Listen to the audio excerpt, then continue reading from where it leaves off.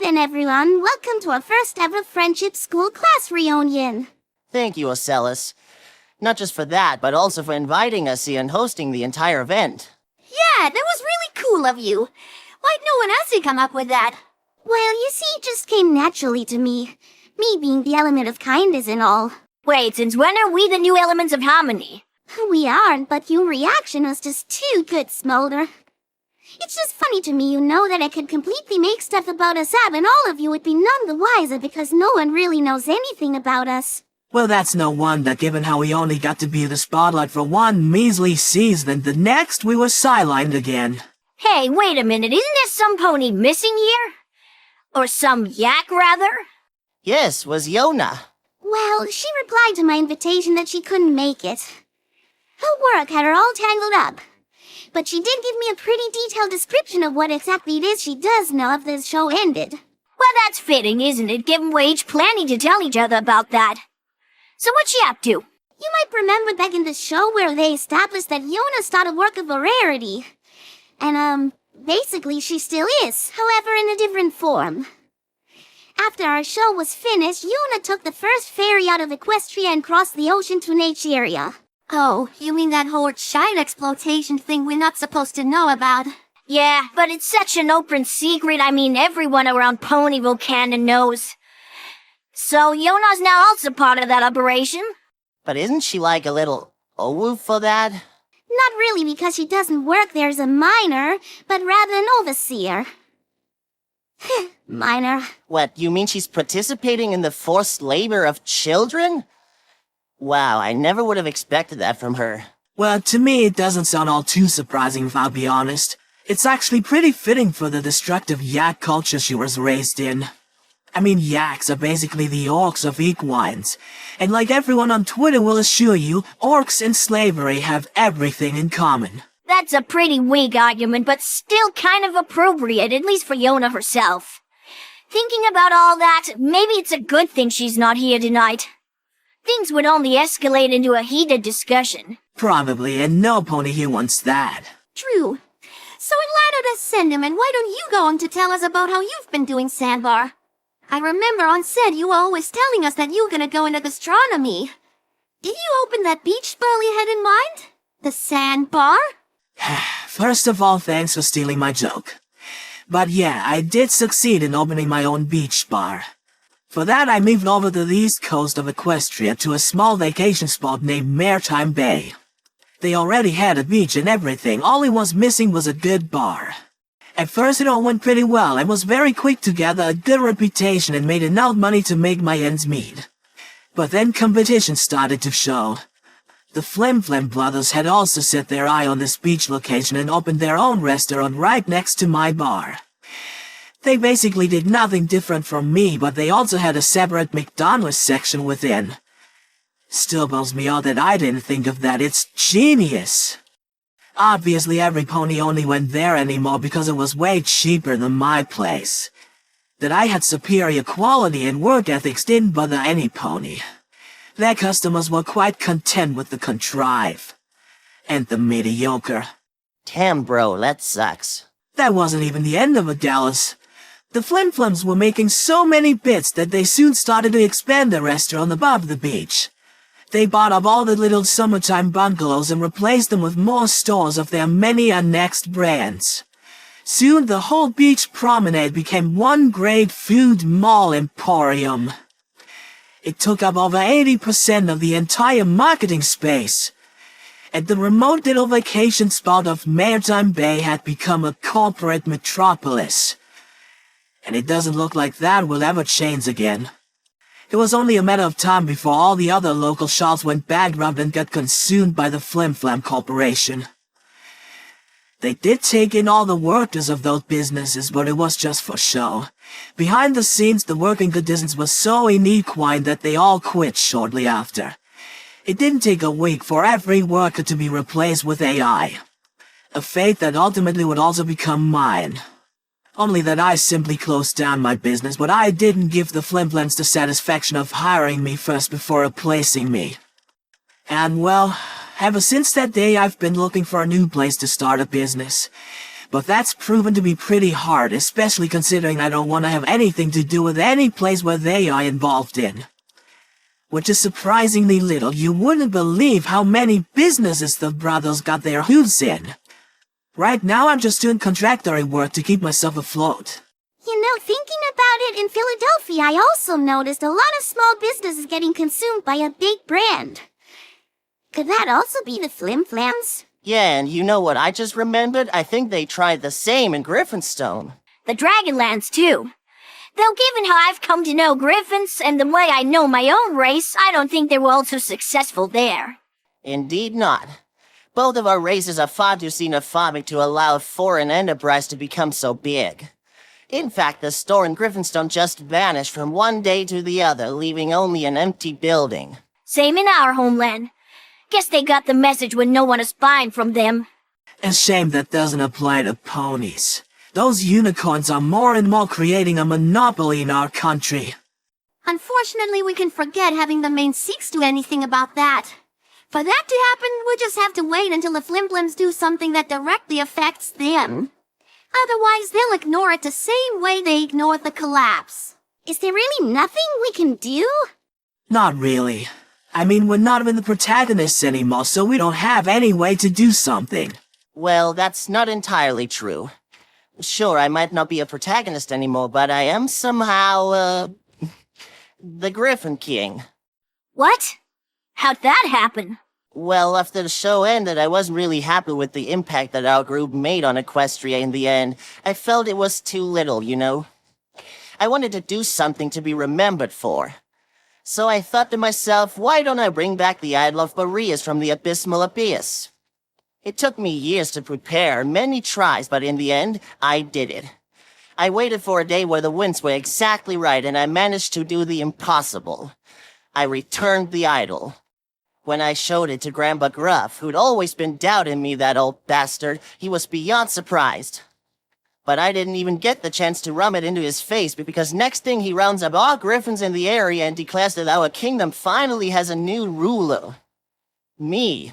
So that idol was some King Arthur-like sword in the stone shit. Basically. The legend said that whoever was able to rectify King Gudo's failure and bring back the idol was to become his successor. I must say, at first I really wasn't that excited about it. I mean, sure, I wanted to be remembered, but I was thinking more like a great hero, not a royal.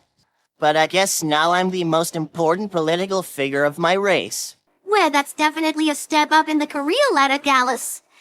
But I'm wondering, since you're now a king, is there maybe anything you can do about the hostile takeovers of the Flimflam brothers? No, sadly. They're not citizens of my country, after all, which means I have no authority over them. And since Griffinstone has to abide to the Trans-Equestrian Friendship Pact, I can't just have two citizens of another country arrested and thrown into dungeon. Tempting as it is. Well, that sucks. Well, wait a minute, and you also some kind of royalty, Silverstream? I guess I am. But then again, I'm only Queen Novo's niece. And it's not like we can expect any help from her either way. She's difficult, to say the least. Even though she has gotten a little better at tolerating the existence of other cultures, I don't think she's gonna feel responsible for that. My cousin Skystar might be more keen to help in that matter, but unlike in Equestria, her princess title doesn't mean she has any kind of supreme power. There's basically nothing she can decide on her own, most times not even what's for dinner. Bummer. Well, we're at the topic of you. How about you tell us what you've been up to lately? With pleasure, Smolder. Now, you might remember that one time in Season 9 when I was forced to work with the cockatrice for the plot of an episode. Looking back, that whole business was pretty reckless to put a kid together with a dangerous creature that turns you to stone for looking in its eyes, but that's besides. Though all in all, it wasn't that bad. At least it helped me realize where my big passion lies. Monsters. After the show, I did some digging in that topic and found that many species are largely unexplored in Equestria due to the fact that most ponies don't feel like risking their lives at making contact. I, for one, saw this as nothing but a great opportunity, so I went to get a higher education and now I'm a proud monster researcher. Well, that sounds pretty cool. And how'd that go for you? Did you discover anything groundbreaking? You could say that, yes. First, I went to investigate the myth of the great seedling, and it didn't take me long to find out it actually exists. Like any respectable researcher, I then pumped it full of sedatus and sawed off its antlers to hang above my fireplace. Nah, I didn't do that. I only study monsters. I'm not one myself. But the look on your faces was priceless. Next, I looked into the life cycle of the Ophiuchores in order to examine whether they are mammals or reptiles. And what are they? Well, my studies have concluded that I couldn't fucking tell, honestly. I'd like to call them mammal-like reptiles because they, lay eggs, but once they've hatched, the mother still feeds the youngins. So, they're platypuses. You know what? Sure. They're platypuses. I also studied the relationship between the rock and dragons. Oh, uh-huh. And how is it, you'd say? Well, bad. I mean, he hunts and eats molding dragons. Really? That's all you found out? Man, I could have told you as much. We're sorry, but I accidentally ran into a rock and it was the last day of my research tour. But nevertheless, I took the time I had to investigate it. Every discovery is worth it in the end, at least for us researchers. Also those that everyone already knows? Especially those. Because I was able to confirm what was already known. Kinda like a physicist. In other news, I investigated the bonding behavior of the whirling mumtooth. And whether or not this creature is somehow related to the Typhoomerang from How to Train Your Dragon. Shut the fuck up with that piece of shit franchise. Sure, it's good movies and shows and stuff, but they're totally spreading absolute BS fake news about dragons. No proud dragon's just gonna become your buddy just because you put your sweaty, slimy hoof on their forehead. And all that other shit they try to push is also bullshit. Really? So that means if I reached inside my pocket and got all that eel I happen to have with me, you're gonna stay totally calm. Sure. You don't actually have an eel in there, do you? Actually, yes. Shit!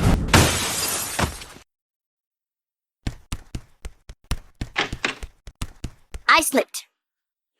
But yeah, I got no problem at all with that thing. No, put it away. Okay, so let's forget about that. My favorite creature by far is, however, the cockatrice.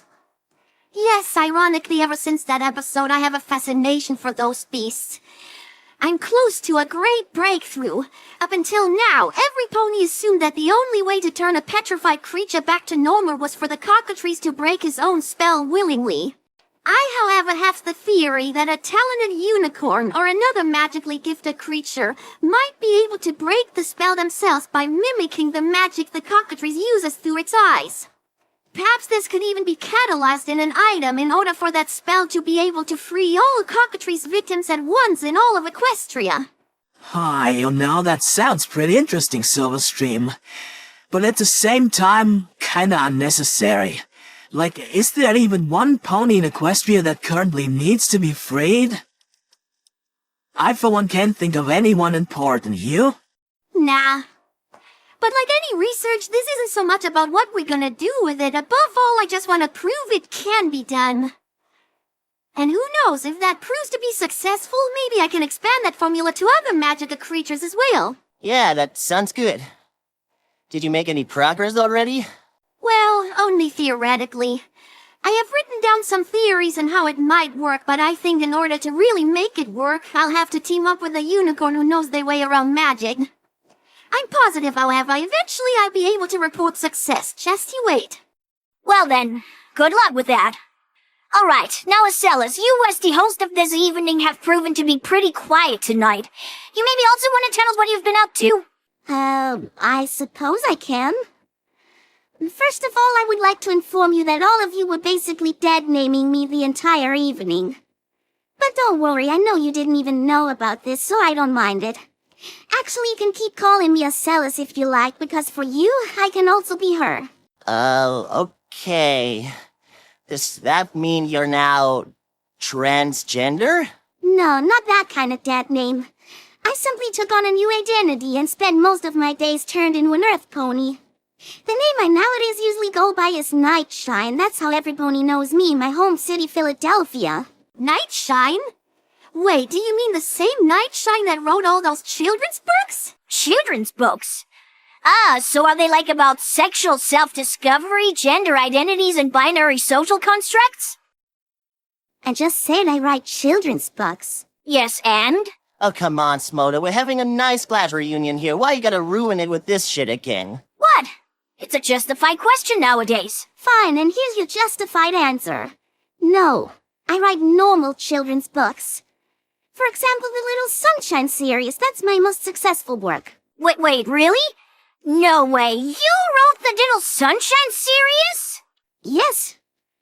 You know it. Podly, yeah. You know, dragons don't usually read, but when we do, we like stories like that, especially the young ones. My brother even cried. Doesn't Gaba cry at everything these days? Yeah. I really liked him a lot more before his personality got retconned. Anyway, speculative book series. I actually read a few of those myself. Very sweet. We're sorry that I have to be the one to step out of line here, but I for one thought those books were absolute trash. Oh, really? Why? Well, because they're totally unrealistic. Like, in the second book, when Little Sunshine came into the new kindergarten after moving, she was so quick to find new friends despite her being so shy and nervous. And that damn 3 steps plan her teacher gave her is also total bullshit. Not really. That's just how making friends works. If you don't approach anyone, then you're never gonna meet someone new. Besides, what do you mean unrealistic? Twilight herself found 5 new friends for life on her first day in Ponyville. That's hardly an example. I mean, she's the princess of friendship. Like, friendship was her destiny. In real life, however, the lesson of this book is totally harmful. You don't make friends so easily. I, for one, never had any friends growing up. Really? Well, that's, But you do have us now. That's not the same.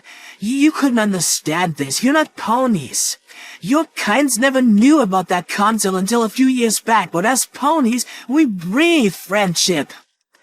Sorta like what changed things in love, only that we don't forcibly suck it out of others. Hey, we don't do that anymore. Maybe, but it's still in your blood. You see, this is exactly the reason I decided to become a pony before moving to Philadelphia. Because wherever I went in my normal form, I would always feel the disgust and hatred the ponies felt towards me. Back in the show days, I just thought it was a personal thing when Samba would constantly passive-aggressively attack me, but by now it seems to me like every pony in all of Equestria just dislikes changelings. Well, what can I say? It's true. You personally, I can tolerate by now. Obviously, given it took him this long to make his first racial remark. Plus, he even showed up at all. I distinctly remember him saying to me that if there were ever gonna be a class reunion, he wouldn't be going there if I went, especially not if I was the one inviting him there. And yet, here you are. Yeah, like I said, I don't get nothing against you personally. I mean, it's not your fault you were born like this.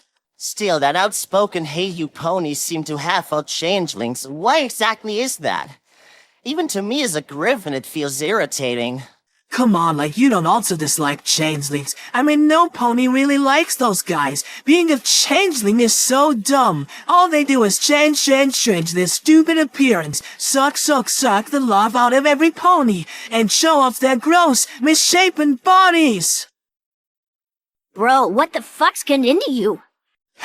Besides, there's a logical reason why ponies and changelings aren't meant to get along. As equestrians, we're just fed up with the changelings constantly coming into our land and forcing themselves into our society. Okay, to clarify, we never forced us into anything.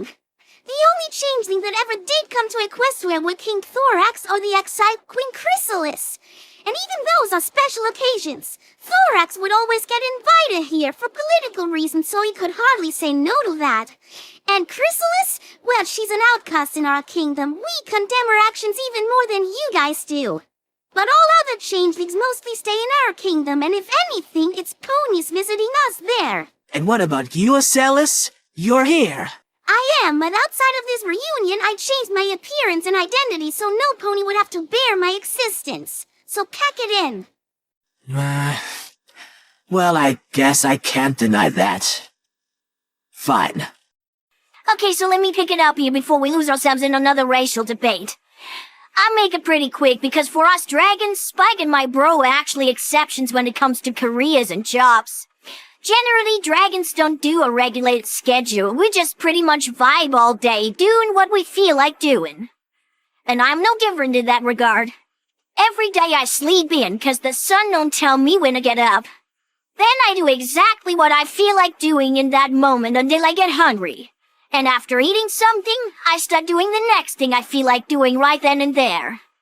And in the evening, I go to bed only after the sun's completely gone, cause once again, it doesn't tell me when to go to sleep. Aha. And what, was the thing you felt like doing in all this time? When I spent a couple of months traveling through the land and exploring the world. I also did a little hoarding while I was at it, not enough to trigger my greed, just a small hoard. I met a couple of new people, made a few big sculptures during my artistic phase and sold them. But one thing I always made time for each week was the meeting of the tea friends. Oh, the things they had to tell, even Rarity in a country club performance would be impressed. I also did a couple gigs as a model for a fashionista in New York, who wanted to create an all-new style of dragon couture. Man, those dresses were so beautiful you can't even imagine I was looking so good in those. Like a real princess even. I really wish I could have kept some of them. They made me feel preppier than anything ever has. Dude, what the hell are you talking about, Smolder? What are you on about now? I mean, you're typing like such a... Go on. Say it. like a girl! Well, here's a newsflash for you, whether you like it or not. I am a girl! Hey, could we maybe not get some... That's real smooth, Smolder. I'm a girl.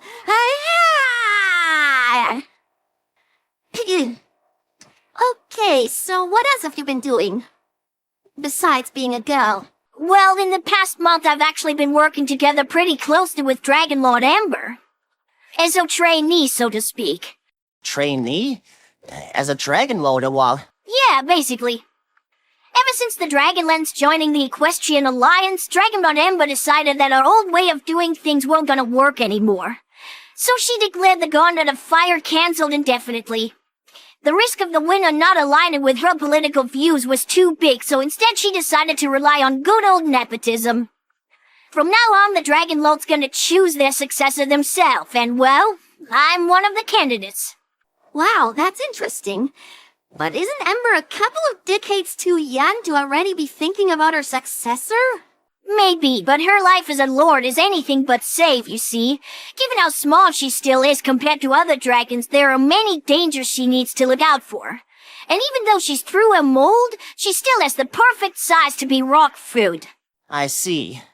So, were you also there when that whole Dark Master situation took place? Yeah, I was. Those were some stressy weeks, I can tell you. I even met the chosen purple dragon and his black girlfriend, Cinder. Man, those two were really cool. A shame they had to die in order to defeat Melifor, but they'll always be remembered as the heroes they were.